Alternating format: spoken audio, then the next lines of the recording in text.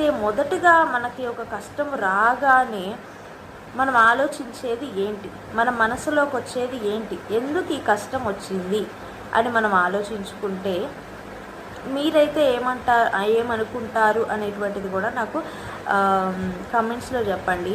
కానీ నేనేదనుకుంటాను అని అంటే, ఒకటి, నేను ఏదైనా మిస్టేక్ చేస్తే నా జీవితంలో, నా లైఫ్లో నేను ఏదైనా మిస్టేక్స్, పొరపాట్లు చేస్తున్నప్పుడు ఇతరుల విషయంలో కానీ, నా విషయంలో కానీ, దేవుని చిత్తము లేకుండా, దేవునికి ఇష్టం లేనివి నేను చేసిన వాటిని బట్టి నాకు కష్టం వచ్చింది అనుకుంటాను అనమాట. కొన్నిసార్లు నేను ఏదైనా మిస్టేక్ చేసినప్పుడు గబక్కన, అంటే ప్రతిసారి అని నేను చెప్పను, అలా అనమాట దేవుడు తెలియపరుస్తూ ఉంటాడు, ఇదిగో ఇది మిస్టేక్ చేశావు అని. సో అలా నేను ఆ మిస్టేక్ చేసినప్పుడు కాలు అనేది గబక్కన బీర్వాక్ కానీ, గబక్కన తగలడం కానీ అట్లాంటివి జరిగినప్పుడు గబక్కన నేను చేసిన మిస్టేక్ అనేది గుర్తొస్తుంది అనమాట. అట్లా అంటే కాలు తగలడం అనే కాదు, కానీ ఇంకా కొన్ని రకాలుగా దేవుడు మనం చేసినటువంటి మిస్టేక్స్ని మనకి ఎప్పుడైతే అలా ఏదైనా కష్టం వచ్చిందో అప్పుడు మనకి తెలుస్తూ ఉంటుంది అనమాట. అమ్మో, ఇది ఈ తప్పు చేశాను కదా అని మన బాధలో మనం చేసిన తప్పులు గుర్తొస్తూ ఉంటాయి అన్నమాట.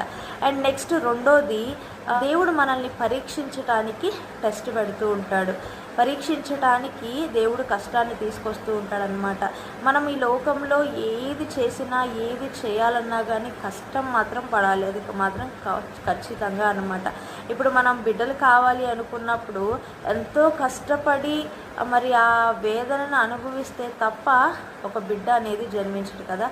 కానీ నాకు ఆ ప్రసవ వేదన అంతా వద్దు, నాకు నొప్పి ఏమి కలగకుండా నాకు బిడ్డ కావాలి అంటే అది కుదరదు కదా.